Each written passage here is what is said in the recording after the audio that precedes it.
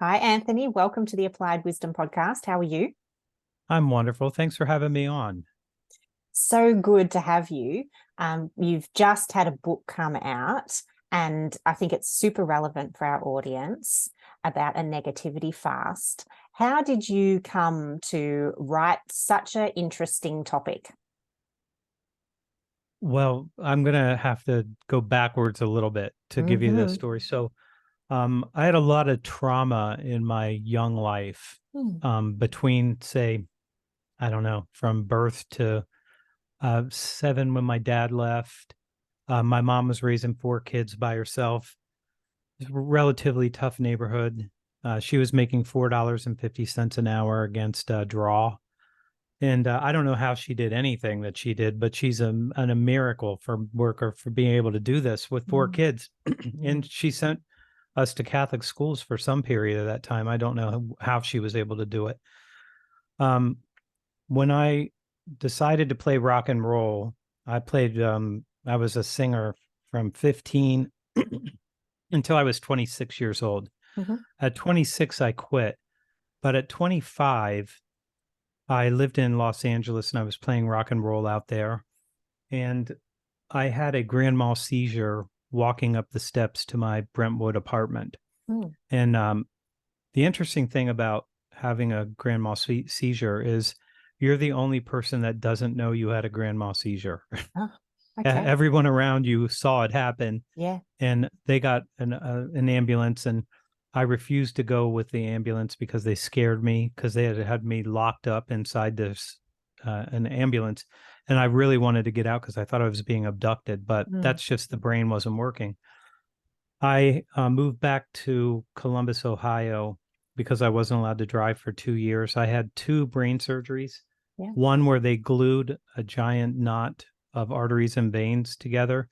And then the next day, that was a 9 hour uh, procedure, and I was awake for that one. You're just sort of you're okay, but you don't Mm. really need to be awake. And then the next day, I had an 11 hour. They took it out, and then they removed a piece of my brain that was bruised, Wow. and they didn't tell me they were going to do that. That was a sort of a surprise afterwards. Well, you had a part that was bruised. You would have seizures for the rest of your life if you didn't do something about that. So they took it out, but no one ever even mentioned that that could be a possibility. So I woke up and I was like, wow, okay, so I'm Mm. missing a piece of my brain. Mm. Overreacted. I was Mm. 26. I tried to drop out of high school every day of my life. Mm. And then I got to college and I graduated summa cum laude with a 3.93, 1B in all of my college. I went to law school on a the dean's academic scholarship, and then I went to Harvard Business School. So 9 years. You remember the Dorothy and the witch and all that sort of thing? Or Absolutely. Wizard of Wizard of Oz? Yeah, Oz. okay. Mm-hmm. I was a scarecrow. I was like, I need a brain. I lost a Yeah. piece of my brain. I should do something with whatever I have left. After that, though, I was angry. Mm. I was really, really angry. And I'm not sure if it's physiological, probably, right? Mm. Psychological, probably. Mm-hmm. And then just trauma throughout my life. And I ended up being really angry. And while I was in law school, I had a great professor who was a mentor. And at one point he said, you're really angry about all kinds of things, politics, global stuff, everything, things that you can't do anything about. Mm. And he said, you should just let all of this go and just give your family the life that you want them to have. And I wish I would have taken that advice when he gave it to me, but I didn't. It took me months and months. Mm. And I realized I was really angry. And I decided that I was going to remove all of my negativity to the best of my ability. Okay. So first went politics. Politics went out because I was a poli sci major, and then I went to law school, which is incredibly political. So, Yeah.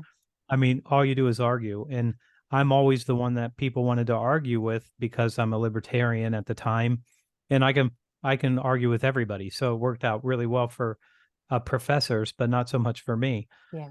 And I decided to do this. So everything political went away. all the people that are negative people were out. I moved everybody out. Mm, I decided to stop complaining.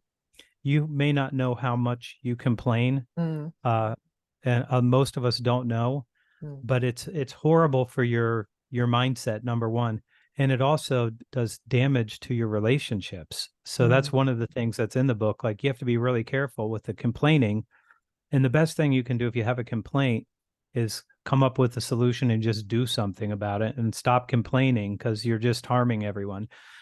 So I did this, and I did it for 30 days. That's what I told myself. I'm going to do 30 days. I'm not going to listen to anything, no cable news, no politics.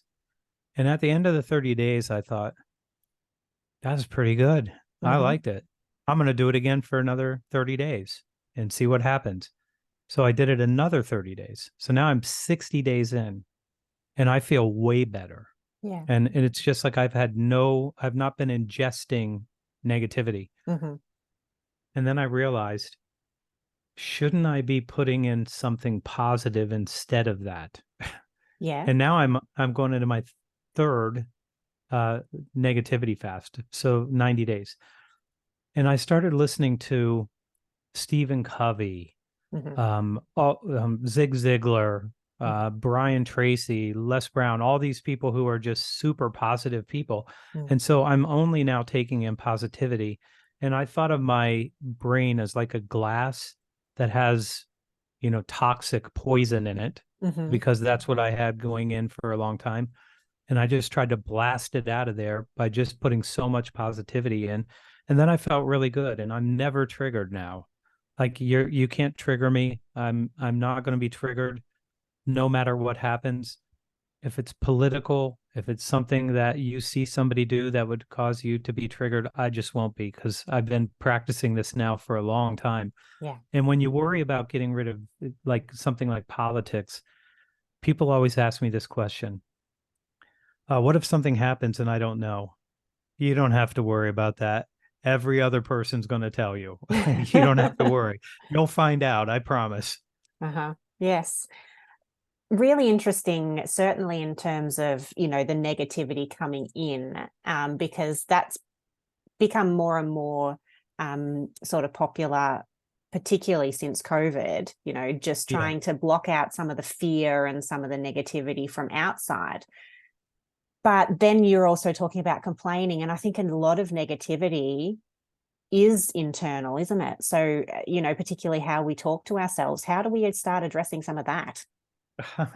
So you are right on. So here's something I haven't told anybody on a podcast. So you're the first person that I'm saying this to. The 12th chapter is how to do the negativity fast. Yeah. The 11 chapters before that is about you figuring out that you are the source of your negativity. Yes. So, yeah, so this is the problem people don't understand. When you are talking to yourself, you're making you negative. And when you Yeah. say, these people trigger me, no, you trigger you. Yeah. So Albert Ellis said, I don't know if you know who he is. He did cognitive behavioral therapy and a number of other things. Mm, And what he said is that you just need to remember ABC. A, the activating event. Somebody did something. And then B is your belief about what that means. mm, And then C is the consequences. mm, So what he would tell you to do is, it's not the activating event, it's your belief of that and what it means. And mm, all you have to do is change your belief on that and you'll feel better. So my younger brother is a comedian, and he drives all over America, and he used to be really angry as a driver. mm, And then one day, somebody pulled up and was trying to sort of swerve in front of him. And he looked at his face and he recognized this guy had something going on. And he recognized this in himself. And he said, this guy really had to get to a rest stop. He needed a bathroom. And now I'm like, how could you be sure of that? And he goes, I've drive these long distances and I know what it feels like. And so I could see it on his face. And I was like, I rolled down the window and I'm like, go, go, go. And I'm like, so now I thought, you're just lying to yourself. Like, you made up that lie. You Mhm. have no idea if he was a guy with road rage or not. But he goes, yeah, but it doesn't matter anymore because I Mm, just let everybody in. I just tell them, go in front of me. It's fine. And I'm like, what an amazing thing. So that's chapter 3 of the book. yeah. My comedian brother, and he has this insight that this person's under duress. But why couldn't you do that when somebody jumps in front of you in the grocery store, Mm, or where some old lady is talking to the cashier for longer than you think it should be? mm. Maybe she lost her husband and she needs to talk to somebody. And it's kind of a game for us to play to say, like, who's going to come up with what there really is going on here, instead of I'm going to be mad at this person for taking some time at the grocery store to talk to the cashier. And these are just practical things that you can do. And by the way, the whole book is cited. So any claim that I'm making here, Mhm. uh, I can point you at the science that says this is true.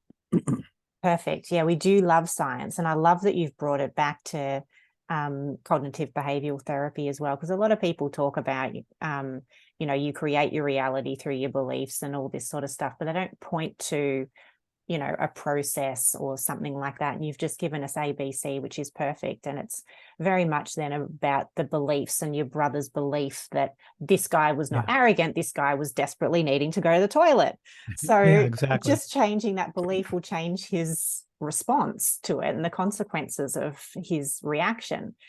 Yeah. That's probably easier when we don't know a person and we don't have some kind of long-standing relationship. But when we start getting into relationships and our beliefs get more entrenched, how do we start lying to ourselves to change a belief? Because, you for example, you're with a partner for a very long time, and then that relationship starts to break down and you're sort of in conflict more often, and you're very much um, hating on the situation, hating on the person, not liking it. Where do you start when there's more at stake, I guess? I'm going to tell you a few things that I think might be helpful on this one. Mm, One of the things that I think is really, there's two pieces to this. So let me give you the first part. The first part, there has to be some boundaries in relationships generally, mhm, and not just with the loved one, but with everybody in your life. And there are people who are more takers, and some of us are people that can be taken advantage of. I'm not one of them because I'm a more difficult personality. I'm an Enneagram 8. So if you don't know what that is, it's one of the more anger types, but even though I've got it under control, you do have to have some boundaries about that. And when you're in a relationship and something changes, mm, it's probably because there was a change in one of you or both of you mm, at some point in time. So that generally happens. The other thing that's really hard to talk about, but I do think it's important, and I did put it in the book, and some people who have read the book have been happy that I put it in here. There is just sort of a radical acceptance. And radical acceptance is just this, it is what it is. It's going to keep being what it is. And you just have to accept this. It doesn't mean you have to forget or forgive or any of those things, but you can just say, I got to let go. So, of all of the things that I put in this book, the hardest one, I think, is to just let go of something. So, you've had this relationship for a long time, it's mm, part of your identity, right? mm, mm, And then all of a sudden, that's done. And mm, now you have to start telling other people. They're going to ask you what's happened mm, and all of these other things. But I will tell you, the only time we grow is when we have a new belief. So I believe this. I think that, and if you don't have a list of beliefs that you've changed over time, mm, you have not grown. And this is one of the things that I'm looking for when I talk to people about their happiness and what have you changed? And a lot of times they've not changed anything for decades. mm, And if you don't have any new beliefs, then you could not be growing, because growth means you have to discard or set down something that you believed and pick something else up. And then people will say something to you like, what happened? Why did you change? And they'll start asking you those kind of questions. because they loved you the way that you were, Yeah. and now you're a different person. And I had this probably more uh, serious than other people. I played rock and roll. Mm. I played rock and roll from 15 to 26. And then after that, I went to college, and all of a sudden, I had a whole bunch of people who thought like I abandoned them in some way. And I didn't abandon them. And it started to be this you think you're better than us. Oh. And I'm like, I pretty much do. And I'm going to tell you why, because you guys are all on drugs, and I'm not. And I've changed my life, and you should too. Mm. And that was the end of that. But that's sometimes what happens when people love you. They don't want you to change because Mm. it means something about them for them. And Mm. so I think that that's probably the hardest thing to talk about. Radical acceptance. Yeah, so hard when there's, I suppose, so many other emotions caught up in it, the grief, some shame, some guilt, all the other things. But just to go, well, it is what it is, and actually have some forward focus instead of dwelling on the negative, I guess. You can stay in negativity for a long, long Mm. time. I will Mm. tell you not to do that very long, though, because here's why. The average lifespan in the United States is 4,108 weeks. Mm-hmm. Okay, that's the total of it. You might do better in Australia. I It don't doesn't know. You seem might have very a long long, does it? 4,000 weeks. 4,000 weeks. Yeah. So in that 4,000 weeks, it's 4,108. And I'm down to something like 1,300, Oh, something like that. And when I know, and when people hear me say that, they're like, that's morbid. And I'm like, you know what's morbid? Not recognizing how short your time is. yeah. That's what's really morbid, is not saying I can get rid of this relationship because I still have 2,200 weeks left on my life, and I'm Mm. not going to spend it this way anymore. And Mm. so I think that's the thing that you should really focus on is, if you've got your 4,000 weeks, what are you going to do with them? And it's your life, and it's one, it's singular. You only get one as far as we know. So you should be whatever you want to be and do what you want to do, because it is your one life, and you should explore that and figure out what you're supposed to be doing here if you can figure that out. Mm. Mm. Ah, sort of a bit of a slap in the face when you say that too, isn't it? Yeah, because it is. It's our time is very short, and we do a lot of shoulds for Yeah. keeping other people happy, whereas it's our life. So yeah, really, really difficult to look at it from that. Well, not difficult, but confronting. Yeah. So coming I've back to studied with two Zen complaining. masters, and Oh. the two Zen masters that I've studied with, they'll say something like, your birth was your death sentence. Like, it's all you have is time. Like, Mm. that's all you have is time. You think you don't have time? That's all you actually have. And Mm. that's how they think of it. Yeah, it is very precious when you say it that way. Coming back to complaining, I've noticed that a lot of people relate to other people through complaining. Like it Yes, almost seems like the only way that people sometimes relate. They want to um, create some drama, or they don't have anything much else to talk about except to try and get someone to validate where that's they're right. at or something. That's a Mm. that is one of the that is one area where science will tell you that that is not a healthy thing for you to do, is to complain and without a solution. And Mm-hmm. I think that a lot of it is about validating that one person. In Mm. one of the businesses that I Mm. have, we had one person who was a complainer, and she started complaining to one person, and then another, and then another, and then another. And this is one of the people that explained to me by their behaviors that the only cancer that spreads by human contact is negative people. I mean, they can make you negative, and even no matter how positive you are, it's very hard to make them positive. And that's Yeah. for a whole bunch of reasons. After that person got everyone that she was talking to quit, then she quit. And so it was the complaining that caused a lot of people to get away from her in part. But yeah, it is really not a good practice. But there are some ways that we have to look at complaining and recognize there is a problem and we need to do something about it. So Yes. that's when it's productive. Now we're going to start ideating and figuring out what we're going to do here together to make this better. And that's when it's okay. But when it's just constant complaining, the science will tell you it ruins relationships. People start to get tired of hearing it. Mm-hmm. So coming back as well to our own responsibility, because it comes down to being aware that we're complaining and changing that. Because then thinking about and removing ourselves from the negativity of others, because then thinking about being in an environment where there are people complaining. And I'm a problem solver. Like that's what I do. And so people come to me with their problems and I give them a solution. But when they're on a personal level, I still try and approach it that way. And yet they don't want to hear it because that's all they want to do. They want a complaint. They don't want a solution. So that can be frustrating because of my personality type. But what is your personality type? Do you know your Enneagram? No, I don't know that. I don't think. Oh, you don't? No, I don't.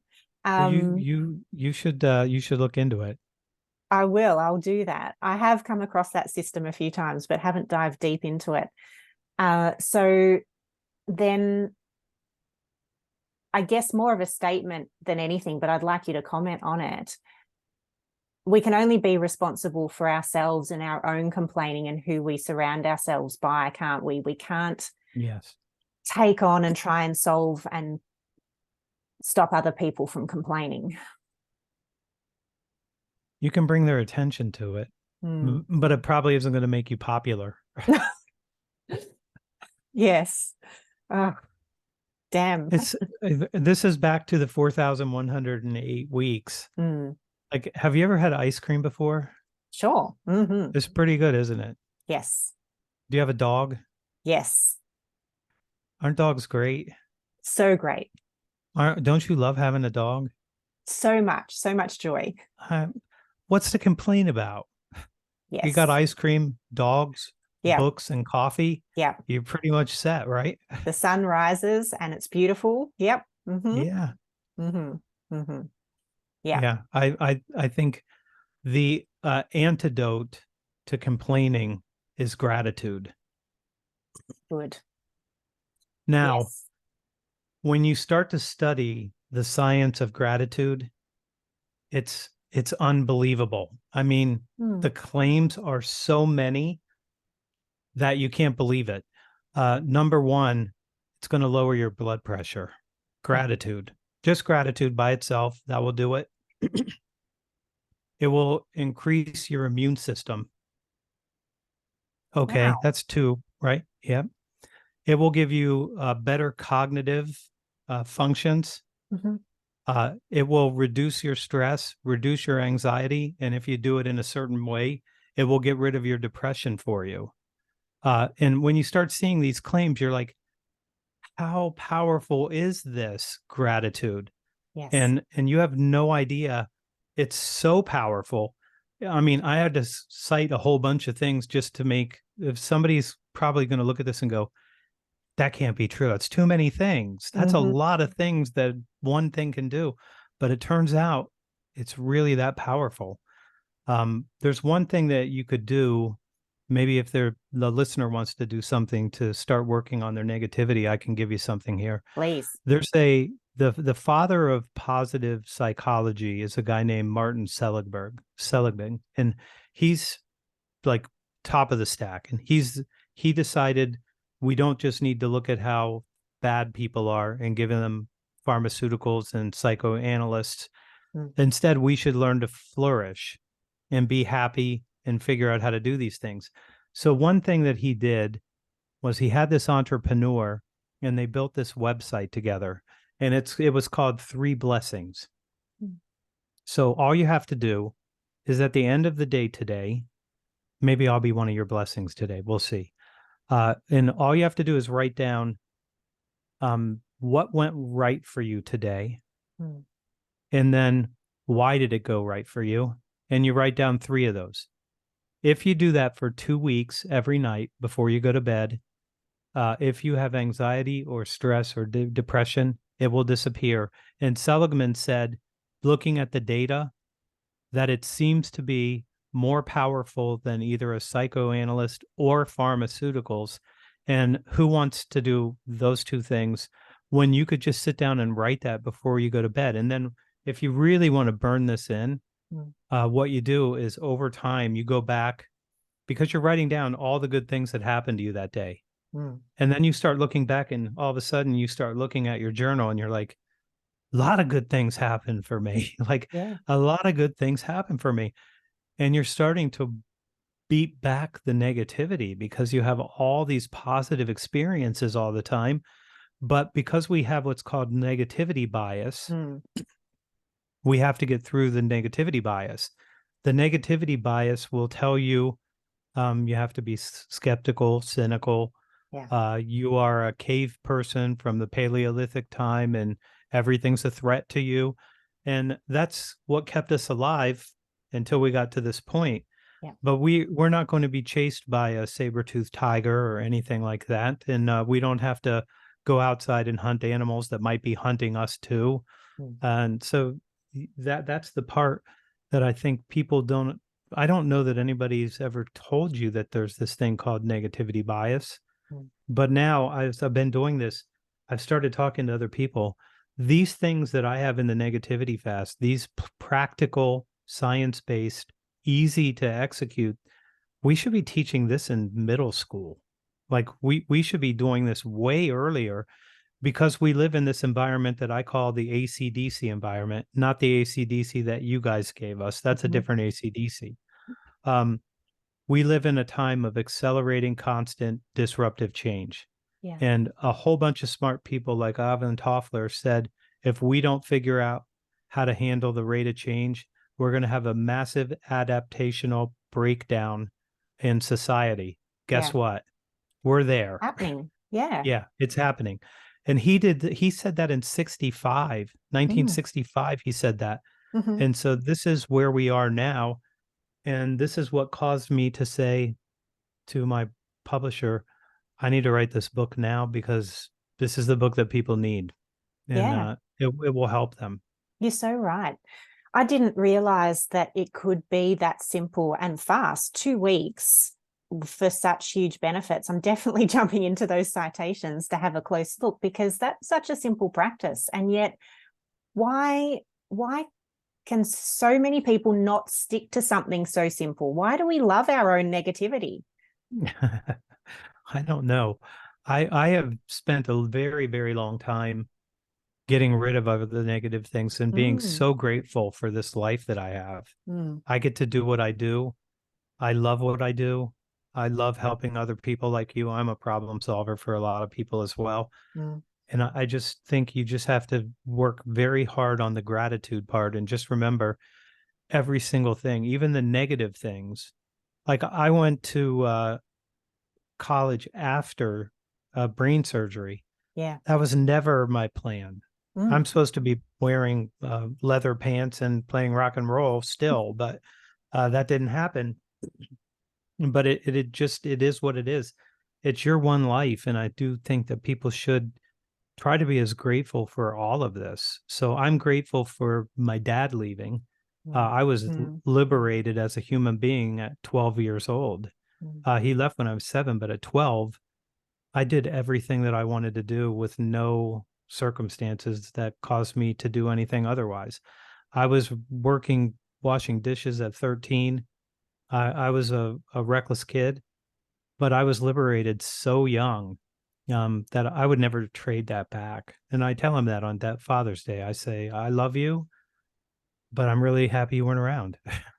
Mm. Mm. And he's okay with that. So Yeah.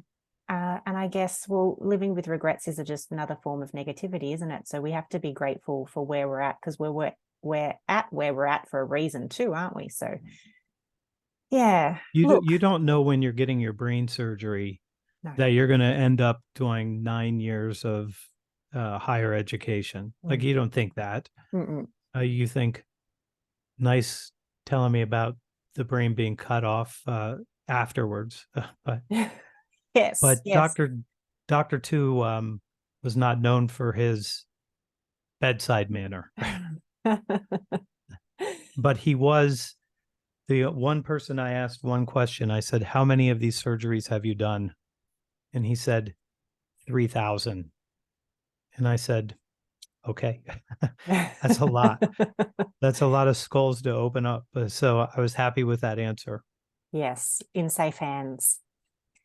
Tell us where we can get the book and tell us where people can find more out about you.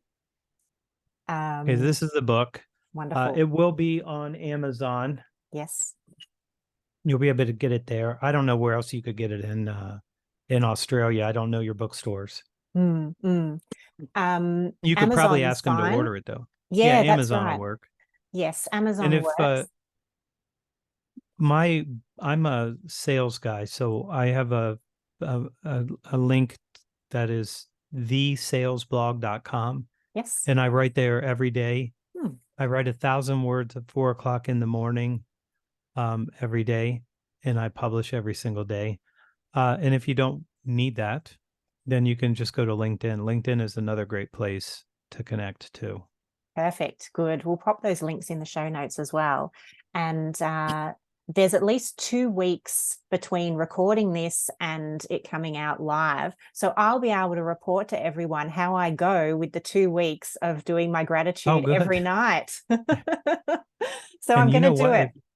If you want to, are you doing this video and audio? There will be some video. Mhm. If you do the video, send it to me and I'll put it on my YouTube so I can introduce people to you. Wonderful. Yeah, that'd be a cool thing to do. Yes, really appreciate that. Thank you so much. And thank you, Anthony, for your time. And thank you for, I guess, reading as much as you do and diving in so deep and then condensing it all for us not to have to do all that work as well. Like, you've just made it easier for us too. So I even hope that's a so. blessing. Mm. Mhm. Maybe that's one blessing. Yeah. Mm. Very much. Thank you. Thank you for the interview and the time. I appreciate it.